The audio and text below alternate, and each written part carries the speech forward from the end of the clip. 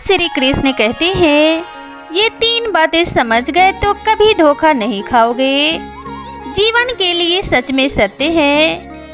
भगवान श्री कृष्ण कहते हैं, एक समय माता सीता और भगवान श्री राम 14 वर्ष के वनवास काल में कुटिया बनाकर रात में सो रहे थे। रात बहुत हो गई थी। भगवान श्री राम को नींद लग गई थी, लेकिन माता सीता को नींद नहीं आ रही थी। आज माता सीता को नींद नहीं आ रही थी, उन्हें बेचैनी हो रही थी। तो अचानक भगवान श्री राम की नींद खुल गई। तो सीता जी को बेचैन देखकर बोले, हे सीते, आपको नींद नहीं लगी, क्या हुआ? आप बेचैन हो? तो माता सीता बोली कि हे स्वामी, मैं बेचैन हो रही हूँ, इसलिए मुझे नींद नहीं आई है। हे स्वामी, दया कर आप मुझे कोई ज्ञानवर्धक कथा सुना दीजिए ताकि मेरी जिंदगी में काम करे। तो भगवान राम माता सीता से बोले कि हे सीते, आज मैं आपको एक बहुत ही महत्वपूर्ण कहानी बता रहा हूँ। जो भी मनुष्य मेरी इस कथा को सुनेंगे वो कभी अपने जीवन में धोखा नहीं खाएंगे और कभी पराजित नहीं होंगे। इसलिए आप इस कथा को ध्यान से और पूरा सुनिए। तो माता सीता जी बोली कि हे स्वामी, आप कहानी सुनाना शुरू कीजिए, मैं ध्यान से पूरी कहानी को सुनूंगी। तो भगवान राम कहते हैं कि हे सीते, प्राचीन काल की बात है। एक देश में एक राजा का राज्य था। वह राजा बहुत ही बलशाली योद्धा था। वह राजा के बल और शौर्य की चर्चा दूर दूर तक हो रही थी। वह बलशाली राजा के 4 बेटे थे। वो चारों राजकुमार बहुत ही सुंदर थे और अपने पिता की ही भांति बहुत बलशाली थे। सभी गुणों की शिक्षा प्राप्त करते हुए वो चारों भाई धीरे धीरे जवान हो गए। बल और साहस में वे चारों अपने पिता के ही समान थे।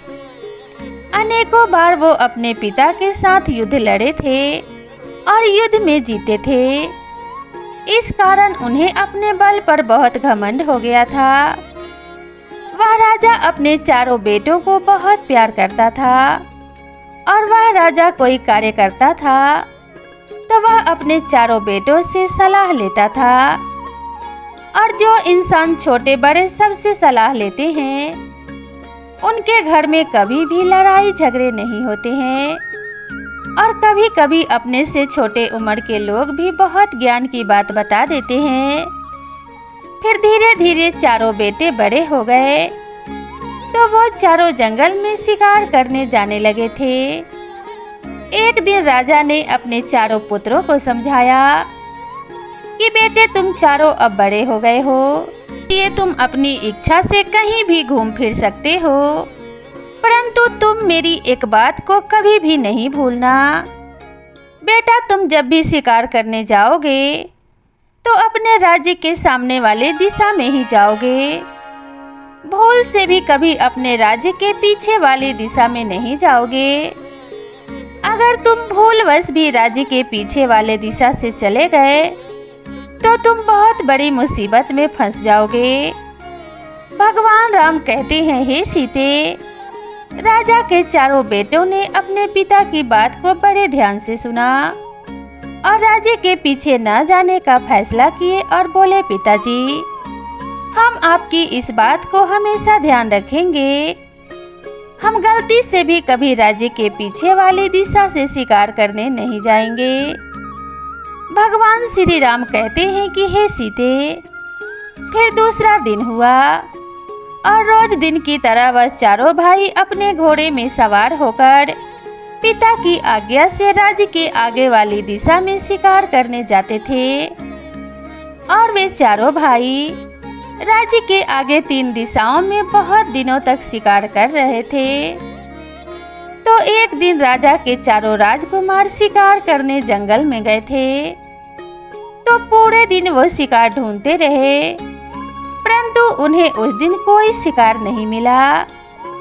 शिकार खोजते हुए शाम हो गई थी। चारों राजकुमार अपने महल में आ रहे थे।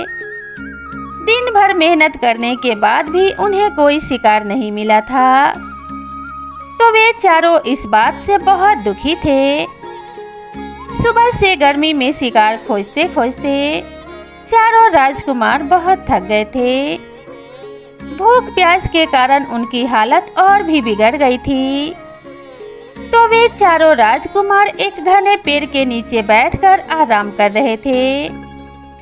तो सबसे छोटा राजकुमार जो चंचल था, वह अपने बड़े भाई से बोला, भैया मुझे एक बात समझ में नहीं आ रही है कि पिताजी ने हमें राज्य के पीछे वाले दिशा में शिकार करने जाने के लिए मना क्यों किया है।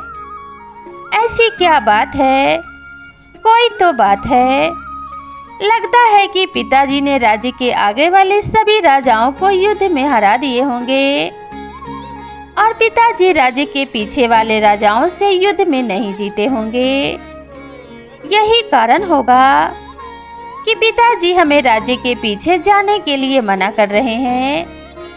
तो बड़ा राजकुमार बोला, नहीं भाई, ऐसा नहीं हो सकता। तो छोटा राजकुमार बोला, भैया मुझे तो ऐसा ही लग रहा है, इसलिए पीछे वाले राजाओं के डर के कारण पिताजी ने हमको जाने से मना कर दिया है। मेरा कहना है कि कल सुबह हमको राज्य के पीछे वाले दिशा में जाना चाहिए, ताकि इस बात का पता लग सके। और हम चारों राजकुमार बलशाली योद्धा भी तो हैं। यदि हम राज्य के पीछे वाले दिशा में भी जाने लगे तो राज्य में अपनी और भी प्रशंसा होगी। कल सुबह हम चारों राज्य के पीछे वाले दिशा में जरूर जाएंगे, जिससे पता लग जाएगा कि हमारी बात सही है कि नहीं। भगवान श्री राम कहते हैं कि हे सीते, छोटे भाई की बात सुनकर बड़े भाइयों को भी लगा कि ऐसा ही होगा। तो वे चारों राजकुमार राज्य के पीछे वाली दिशा में जाने के लिए फैसला कर लिए और बोले, भाई कल सुबह ही हम राज्य के पीछे वाले दिशा में जाएंगे। यह निश्चित करके वे चारों राजकुमार अपने महल में गए और भोजन करके अपने कक्ष में सो गए। फिर दूसरे दिन सुबह उठे और चारों राजकुमार घोड़ों में बैठकर शिकार करने के लिए जाते वक्त अपने पिता से बोले, पिताजी आज शिकार करने के लिए हमारे दोस्त भी आएंगे, तो आज हमको घर आने में कुछ देर हो सकती है। आप चिंता मत कीजिए। तो राजा ने बोला, मेरे बलशाली पुत्रों, तुम्हारी जैसी इच्छा हो, मुझे तुम चारों की वीरता पर कोई शंका नहीं है, लेकिन तुम घर जल्दी आ जाना। भगवान श्री राम कहते हैं कि हे सीते, अपने पिता से इतना बोलकर वो चारों भाई शिकार करने के लिए चले गए और आज वो चारों भाई राज्य के पीछे वाली दिशा में चले गए। और थोड़ी देर चलने के बाद वो अपने राज्य के सीमा से बाहर चले गए। सीमा पार करके चारों भाई अपने राजसी घोड़ों को छोड़ दिए और अपने वेश बदलकर आगे जा रहे थे। चारों राजकुमार पैदल जंगल के मार्ग से जा रहे थे। दिन भर पैदल चलने के बाद वो बहुत दूर एक घने जंगल में पहुंच गए थे। उस घने जंगल में उनको बहुत दूर तक कोई गांव नहीं दिख रहा था। गर्मी में पैदल चलते चलते उनको बहुत जोर से प्यास लगी थी। तो चारों राजकुमार एक छायादार पेड़ के नीचे बैठकर आराम कर रहे थे और उनके प्यास बढ़ती जा रही थी और सूरज डूब गया था। अब जंगल में बहुत अंधेरा हो चुका था। तो छोटे राजकुमार उस पेड़ के ऊपर चढ़कर बैठा था। तो उसको जंगल में कुछ दूर एक घर दिखा। उस कच्चा घर के बाहर आग भी लगी थी। उस घर को देखकर छोटा राजकुमार पेड़ से नीचे उतरा और बोला, बड़े भैया आप चिंता मत कीजिए, अब हमारी प्यास बुझ जाएगी, मैंने देख लिया है। तो तीनों बड़े राजकुमार बोले, भाई तुमने क्या देख लिया है जो बहुत ही ज्यादा खुश हो रहे हो? तो छोटा राजकुमार बोला, बड़े भैया, यहाँ से कुछ दूर एक कच्चा घर दिख रहा है और वहाँ आग भी जल रही है। चलो वहाँ चलते हैं, वहाँ हमें पानी जरूर मिलेगा। भगवान श्री राम कहते हैं, हे सीते। छोटे राजकुमार की इस बात को सुनकर वे तीनों चारों भाई बहुत खुश हो गए। अपने छोटे भाई को गले से लगा लिए थे। फिर वे चारों भाई उस कच्चा घर के पास पहुंच गए तो उस घर के बाहर एक कुआं दिखाई दिया। कुआं को देखकर चारों भाई बहुत खुश हो गए कि अब हम मन भर के पानी पिएंगे। भगवान श्री राम कहते हैं कि हे सीते। फिर वो राजकुमार कुएं के अंदर झांक कर देखे तो उस कुएं में पानी तो था, लेकिन बहुत नीचे था। कुएं के पास एक बाल्टी भी थी, परंतु उस बाल्टी में रस्सी नहीं थी। अब वह चारों भाई सोच रहे थे कि भाई पानी तो मिल गया, परंतु रस्सी के बिना पानी कैसे निकालें, और हमको पानी नहीं मिला तो प्यास के मारे हम यहीं मर जाएंगे। तो बड़े भाई ने छोटे भाई से बोला, मैं घर में जाकर देखता हूँ, कोई तो इस घर में ज़रूर होगा। इस घर के पास कुआं है तो इस घर में रस्सी भी होगी। तुम जल्दी जाओ और उस घर से रस्सी मांग कर ले आओ। भगवान श्री राम बोले कि हे सीते। वे तीनों भाई वही कुएं के पास बैठ गए और छोटा भाई रस्सी लेने के लिए उस घर में गया और आवाज़ दिया कि हे घर वाले, हमको रस्सी दे दीजिए, हमको कुएं से पानी निकालना है। हम चारों भाइयों को बहुत प्यास लगी है, हमको पानी नहीं मिलेगा तो प्यास के मारे हमारी जान निकल जाएगी। तो उस छोटे राजकुमार की आवाज़ को सुनकर उस घर से एक बहुत सुंदर लड़की निकली। तो राजकुमार ने उस लड़की से विनती किया कि हम चारों भाई प्यास से बहुत परेशान हैं, सब लोग कुएं के पास बैठे हैं, मैं आपसे रस्सी मांगने आया हूँ। कुएं के पास बाल्टी तो है, परंतु उसमें रस्सी नहीं है। आप हमें रस्सी दे देंगे तो आपका हम पर बड़ा एहसान होगा। भगवान श्री राम कहते हैं कि हे सीते। वह लड़की बहुत रूप की रानी थी और वह छोटा राजकुमार भी बहुत रूप का राजा था। वह लड़की राजकुमार को देखते ही उस पर मोहित हो गई और सोच रही थी, आज तो घर बैठे राजकुमार चलकर आ गया है, इस खूबसूरत लड़के को मैं अपना पति बना लूंगी। वह लड़की राजकुमार को खड़े खड़े उसे देखती ही रह गई। तो राजकुमार बोला कि हे लड़की, तुम क्या सोच रही हो? यदि आपके पास रस्सी है तो हमें दे दीजिए। तो वह लड़की राजकुमार से बोली, ठीक है, थोड़ी देर रुको, मैं मेरी बड़ी बहन से पूछ कर आ रही हूँ। तो वह सुंदर लड़की अंदर गई और अपनी बड़ी बहन से बोली, दीदी, एक लड़का आया है जो देखने में राजकुमार लग रहा है। वह द्वार पर खड़ा है, वह रस्सी लेने के लिए आया है। बेचारा प्यास से बहुत परेशान है। इस बात को सुनकर उसकी बड़ी बहन भी द्वार में आई और उस राजकुमार को देखी। तो राजकुमार बोला, हे देवी, अपने घर से हमें रस्सी दे देंगे तो हम कुएं से पानी निकाल कर पी लेंगे। हम चारों भाइयों को बहुत प्यास लगी है, आपकी बहुत बड़ी कृपा होगी, कृपया हमें रस्सी दे दीजिए। तो वह सुंदर लड़की की बड़ी बहन बोली कि रस्सी तो हम आपको दे देंगे, लेकिन आप लोगों से हमारी एक शर्त, यदि उस शर्त को आप मान लेंगे तो हम आपको रस्सी अवश्य दे देंगे। और रस्सी तो क्या, हम स्वयं आपको खाना पानी भी खिलाएंगे और पिलाएंगे, और हमारे घर में आराम करने के लिए आपको पलंग भी देंगे। भगवान श्री राम कहते हैं, हे सीते। तो छोटा राजकुमार बोला, ठीक है, आप थोड़ी देर रुको, मैं पहले अपने भाइयों से पूछकर आता हूँ। मेरे बड़े भाई जैसा बोलेंगे हम वैसा ही करेंगे। वह राजकुमार जल्दी से अपने तीनों भाइयों के पास गया और पूरी बात उनसे बताया कि भाइयों पानी तो पीने को मिल जाएगा, परंतु उन लड़कियों की कोई शर्त है और उनके शर्त को हमें पूरा करना पड़ेगा। तो वे बोले हैं कि आप हमारी शर्त को मान लेंगे तो हम आपको पानी तो पिलाएंगे ही, खाना भी खिलाएंगे और आराम करने के लिए पलंग भी देंगे। तो चारों राजकुमार बहुत प्यासे थे। उन्हें उस समय कुछ समझ में नहीं आ रहा था। उन्हें उस समय पानी पीकर सिर्फ अपनी जान बचानी थी।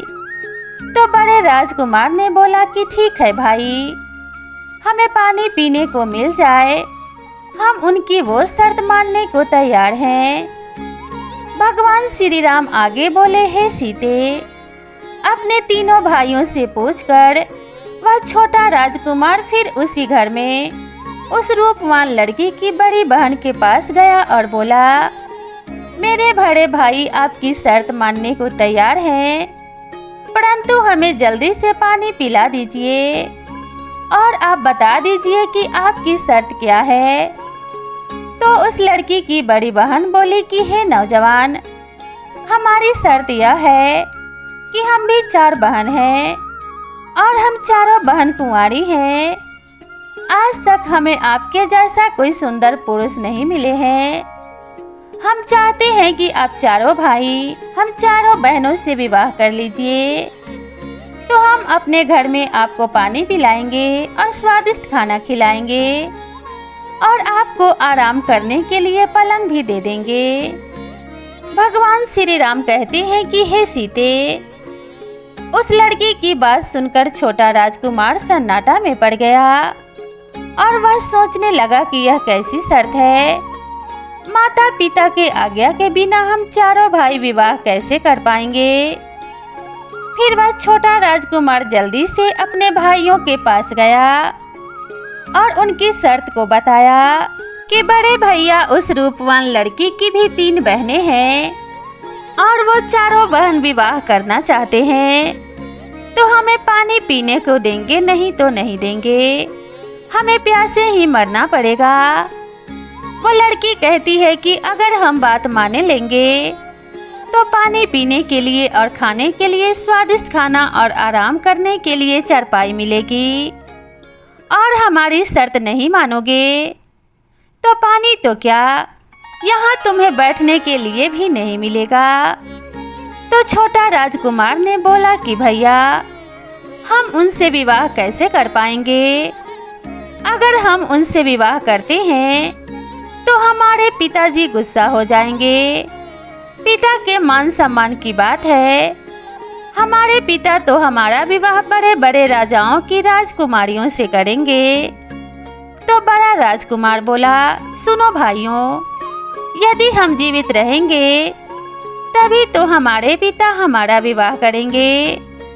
तुम लोग यह भूल गए हो कि यदि हम लोगों को जल्दी से पानी नहीं मिलेगा तो हम वैसे भी मर जाएंगे। जो भी होता रहेगा। पहले पानी पी करके अपनी प्यास और जान बचाते हैं, फिर पिताजी को कुछ बोलना पड़ेगा। और हम तो एक राजा के राजकुमार हैं, हम कई विवाह कर लेंगे, इसमें कोई दिक्कत नहीं है। अभी इनसे विवाह कर ले और पानी पी करके अपनी जान बचा ले। भगवान श्री राम कहते हैं कि हे सीते, तो राजकुमार उन चारों धोखेबाज लड़कियों से विवाह करने के लिए तैयार हो गए। वह चारों राजकुमार उन चारों बहनों के घर चले गए और उन चारों कन्याओं से बोले कि हमें आपकी शर्त स्वीकार है, आप सबसे पहले पानी पिला दो। यह सुनकर वह चारों बहन बहुत खुश हो गई। फिर वो बड़े सम्मान से उन चारों राजकुमारों को पानी पिलाती है। फिर पानी पीकर उन्हें अच्छा लगा। फिर वह लड़कियां जल्दी से स्वादिष्ट खाना बनाकर उन चारों को खिलाती हैं। खाना खिलाने के बाद वे लड़कियां फिर बोली कि हे राजकुमार, हम चारों विवाह की तैयारी कर रहे हैं, तब तक आप चारों विवाह के लिए तैयार हो जाइए। तो बीच वाला राजकुमार कहता है कि हमें जो जरूरत थी वह हमको मिल गया है, अब हम इनकी कोई शर्त नहीं मानेंगे, तो ये हमारा क्या कर लेंगी। हम चारों इतने बलशाली हैं, इन कोमल लड़कियों को उठाकर पटक देंगे।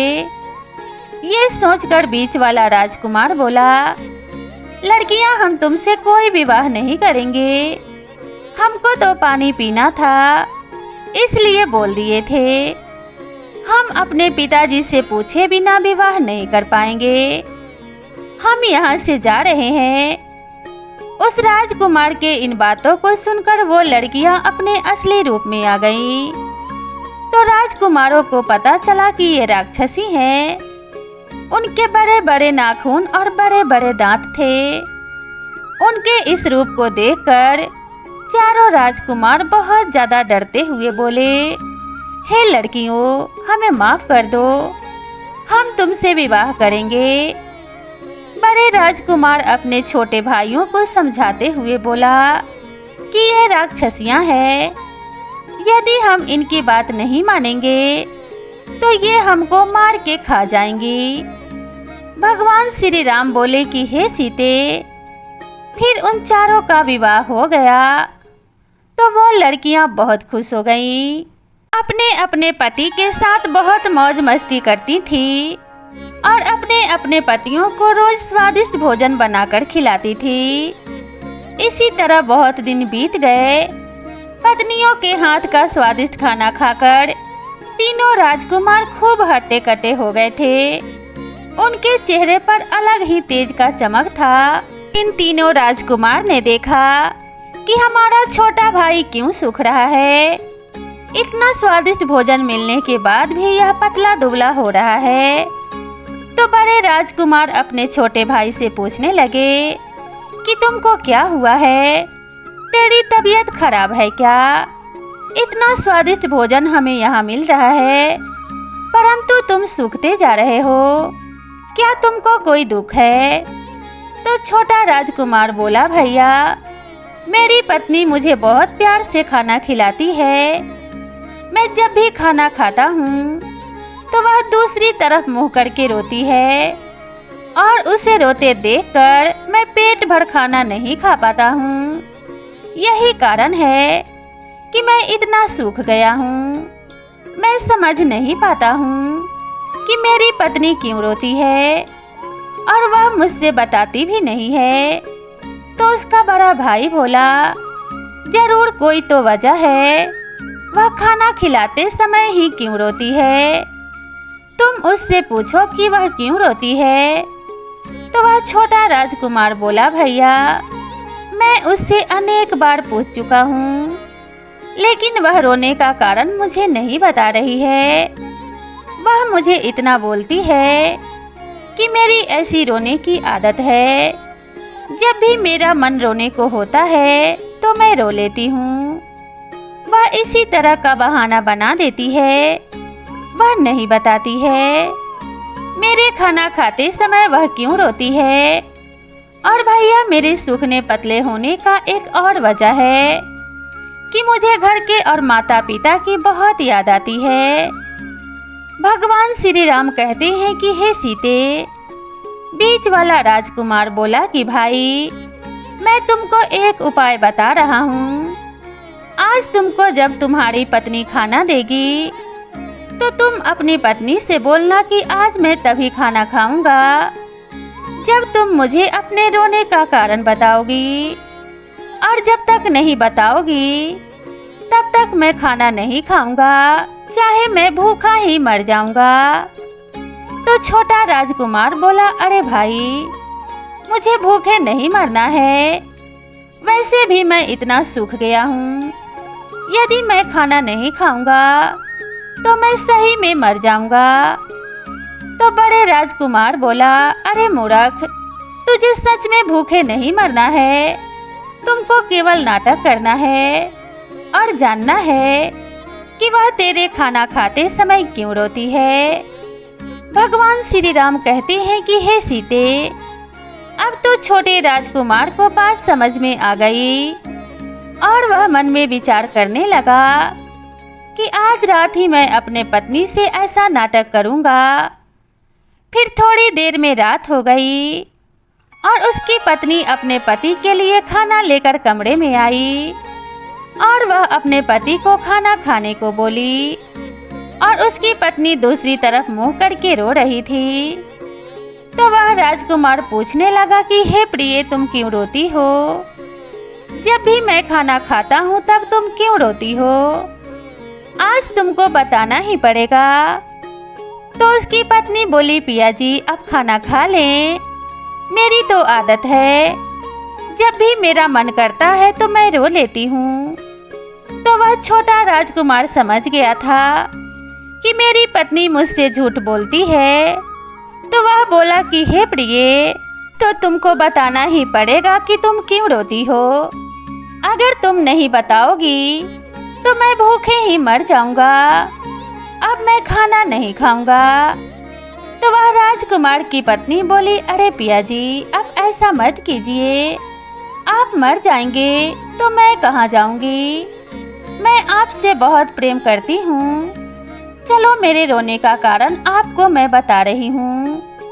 छोटे राजकुमार की पत्नी बोली, पिया जी मेरे रोने का कारण यह है कि हम चारों बहनें राक्षसी हैं। मेरी बहनें हर दिन जंगल में जाती हैं और अपने खाने के लिए मांस लाती हैं। हर प्रकार के जानवरों का मांस वह रोज खाकर जीवित रहती हैं। पिया जी मुझे इसी बात की चिंता है कि जिस दिन उन्हें जंगल में किसी जानवर का मांस नहीं मिलेगा, उस दिन वो आपके भाइयों को खा जाएंगे और आपके तीनों भाई मारे जाएंगे। और आप अपने भाइयों से बहुत प्रेम करते हैं, तो यह देखकर आपको बहुत खराब लगेगा और इसी वजह से आप मुझसे प्रेम करना छोड़ देंगे और मैं आपके बिना नहीं रह पाऊंगी।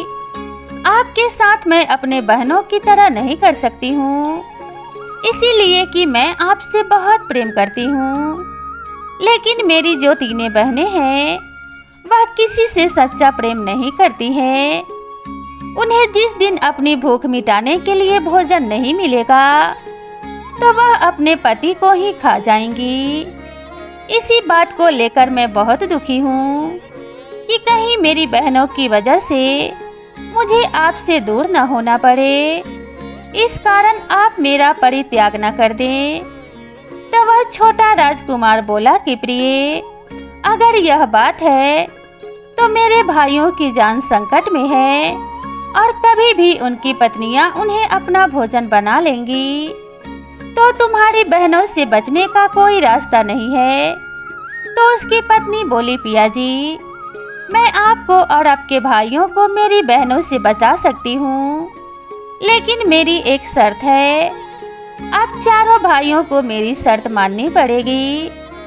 अगर आप मेरी शर्त मान जाएंगे तो मैं आप चारों राजकुमारों को अपने बहनों के हाथों मरने से बचा सकती हूँ।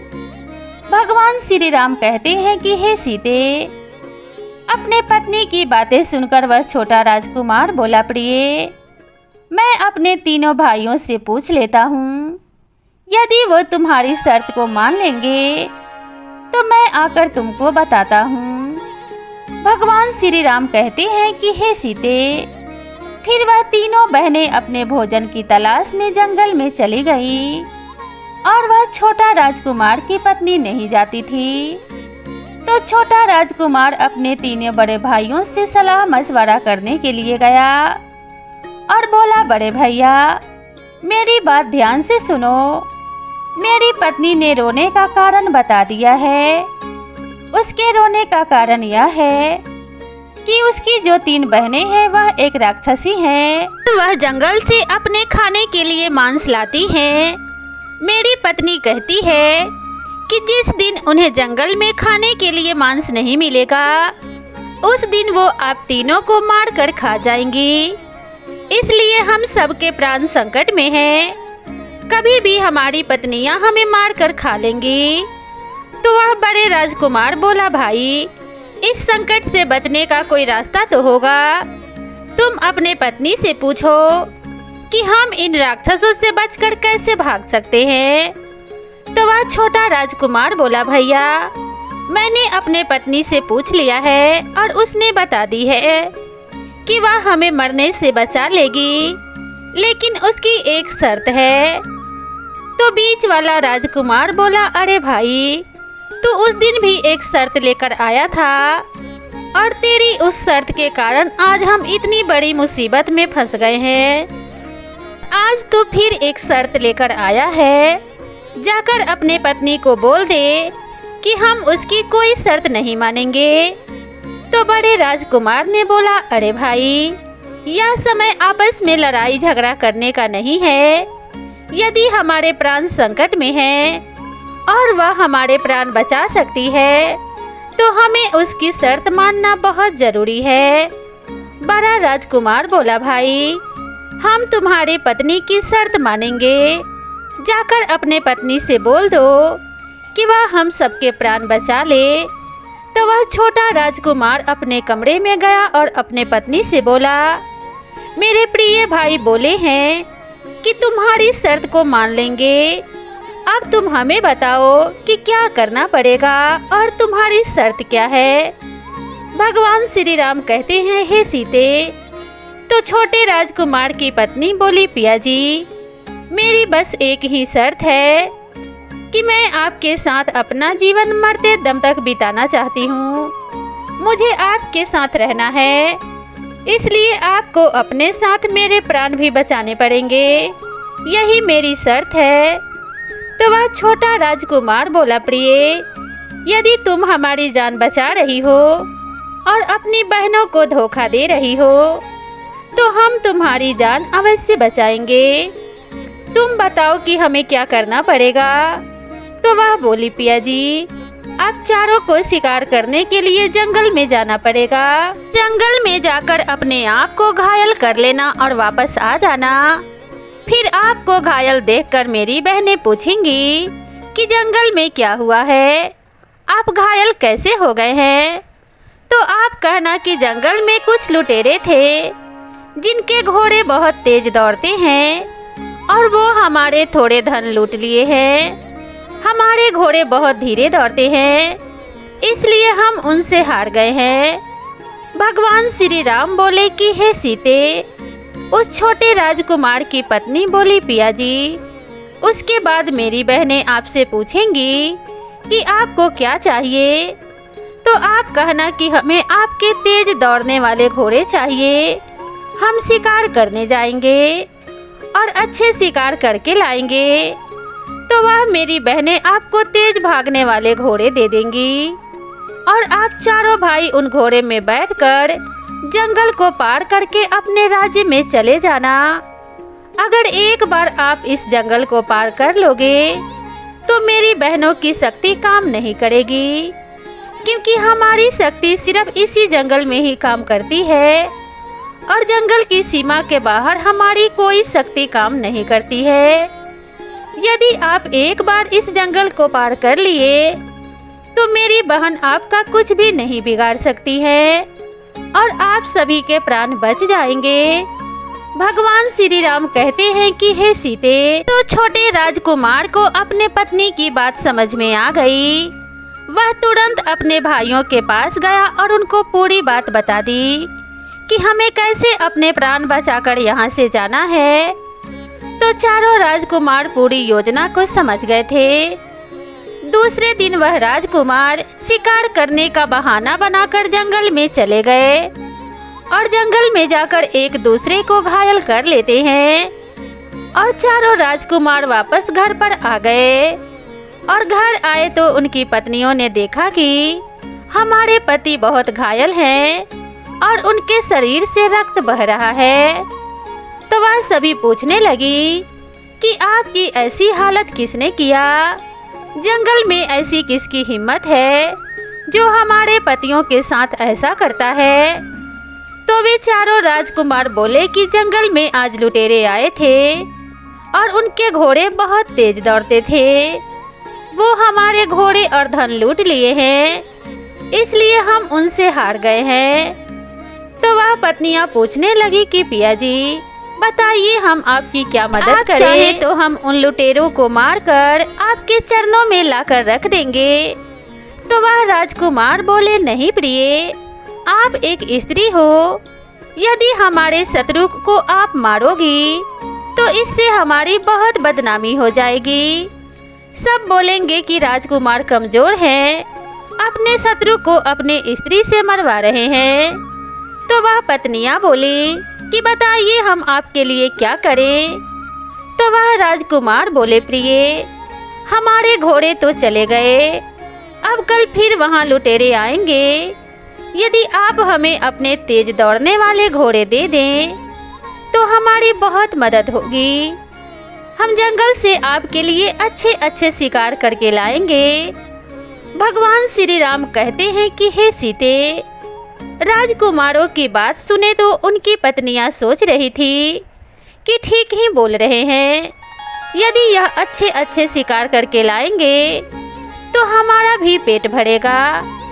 तो बड़ी राक्षसी अपनी छोटी बहन से बोली, बहन जाओ और चारों राजकुमारों को हमारे सबसे तेज दौड़ने वाले घोड़े दे दो।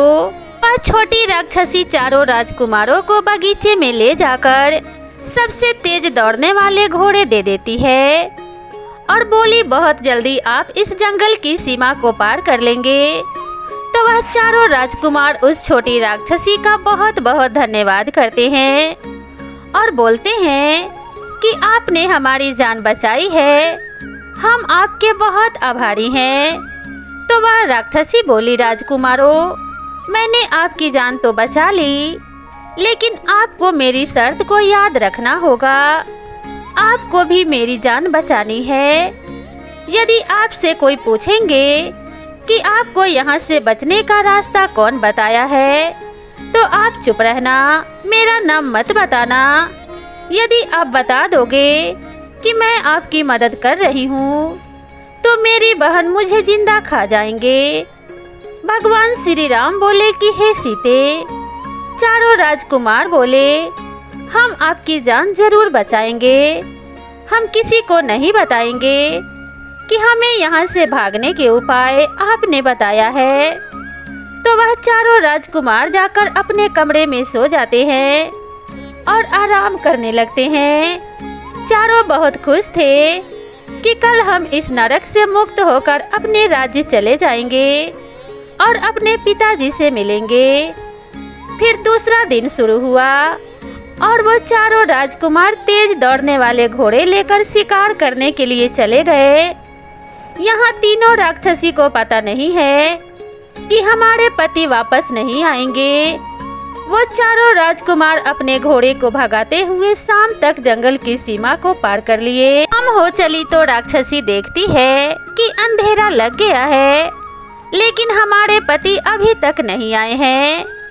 तो वो अपनी छोटी बहन से बोली कि जाकर देखो कि वो चारों राजकुमार क्यों नहीं आ रहे हैं। तो छोटी राक्षसी को तो पता ही था कि वह चारों यहाँ से भाग गए हैं और अब तक जंगल की सीमा भी पार कर गए होंगे। वह थोड़ी दूर जाती है और घूम कर आ जाती है और अपने बहनों से बोलती है कि वह चारों तो यहाँ है ही नहीं, लगता है वह भाग गए। तो वह तीनों राक्षसी गुस्से में आ गई और बड़े बड़े नाखून निकालने लगी और अपनी बड़ी बड़ी आंखें लेकर जंगल की तरफ चल देती है। जंगल में चलते चलते वह जंगल की सीमा में पहुंच गई तो देखती है कि वह चारों राजकुमार जंगल की सीमा के उस पार चले गए हैं। तो राक्षसी सोचने लगती है कि हम अब उनका कुछ नहीं बिगाड़ सकते। यह देखकर बड़ी वाली राक्षसी को बहुत ज्यादा गुस्सा आ गया।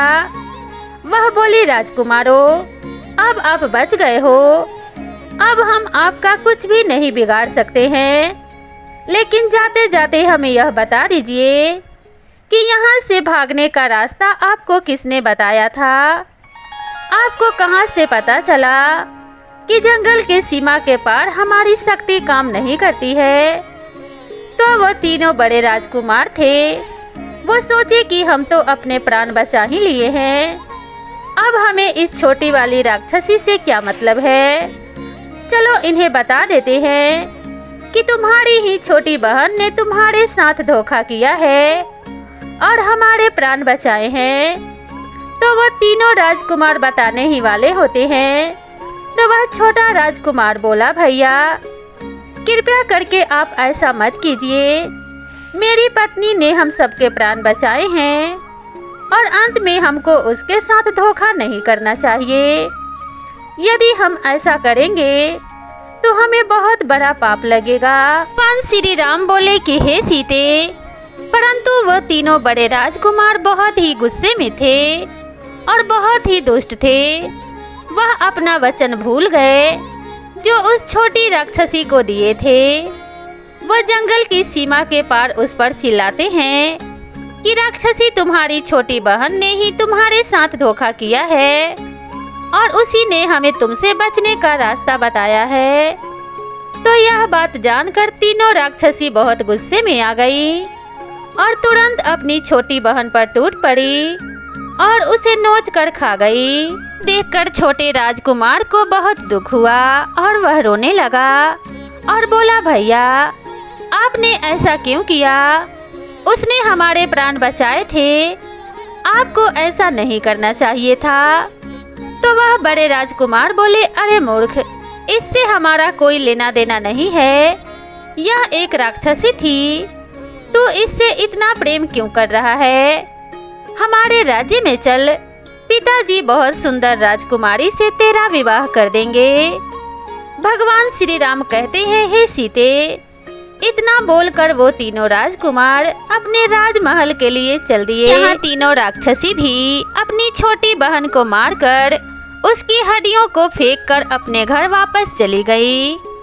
राक्षसों को वापस लौटा देखकर वह छोटा राजकुमार जंगल की सीमा पार करके अपने पत्नी के पास गया और उसकी हड्डियों को पकड़कर रो रहा था। उसकी आत्मा को बड़ा दुख हुआ।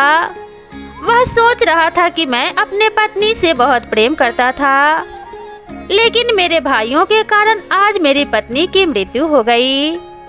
भगवान श्री राम कहते हैं कि हे सीते, अब मैं आपको वो 3 बातें बता रहा हूँ और जो भी मनुष्य इन 3 बातों को याद रखेगा वह कभी अपने जीवन में धोखा नहीं खाएगा और कभी पराजित नहीं होगा। मनुष्य को यह नहीं भूलना चाहिए कि यह 3 लोग धोखा जरूर देते हैं। नंबर 1, शराबी और नशेबाज। शराबी और नशेबाज मनुष्य, जो व्यक्ति नशा करता है या शराब पीता है, वह धोखा अवश्य देता है। उसे किसी चीज का आभास नहीं रहता। वह नशे में न जाने क्या क्या बोलता रहता है और वह अपने फायदे के लिए किसी को भी धोखा दे देता है। नंबर 2, वासना में अंधा मनुष्य। भगवान श्री राम कहते हैं कि हे सीते, वासना में अंधा मनुष्य को कुछ नहीं दिखता है। वह अपने कुल का, अपने परिवार का नाश होते हुए भी देख लेता है, लेकिन उसे अपनी वासना की पूर्ति करनी रहती है, जिसके लिए वह किसी को भी धोखा देता है। वासना में अंधा मनुष्य कभी किसी का सगा नहीं होता है। नंबर 3, कपटी और दुष्ट मनुष्य। कपटी मनुष्य हमेशा कपट से भरा रहता है, किसी को भी खुश होता हुआ नहीं देख सकता। किसी दूसरे की खुशी उससे कभी बर्दाश्त नहीं होती है। वह सिर्फ अपना भला होता हुआ देखना चाहता है, इसलिए वह हर मनुष्य को धोखा देता है। इसलिए कपटी मनुष्य से हमेशा बचकर रहना चाहिए। भगवान श्री राम कहते हैं कि हे सीते, मैंने आपको यह ज्ञान की बातें बता दी है। इन बातों को अपने जीवन में हमेशा याद रखना, तुम कभी धोखा नहीं खाओगी। तो दोस्तों, मैं आशा करती हूँ कि यह कथा आप सभी को अच्छी लगी होगी। अगर यह कथा अच्छी लगी हो तो वीडियो को एक लाइक ज़रूर करें और साथ ही अगर आप मेरे चैनल पर पहली बार आए हैं तो चैनल को सब्सक्राइब करना ना भूलें। वीडियो अच्छी लगी हो तो अपने दोस्तों के साथ शेयर ज़रूर करें और कमेंट बॉक्स में जय श्री राम लिखना ना भूलें। तो दोस्तों, मिलते हैं इसी तरह की नेक्स्ट वीडियो में। तब तक के लिए नमस्कार।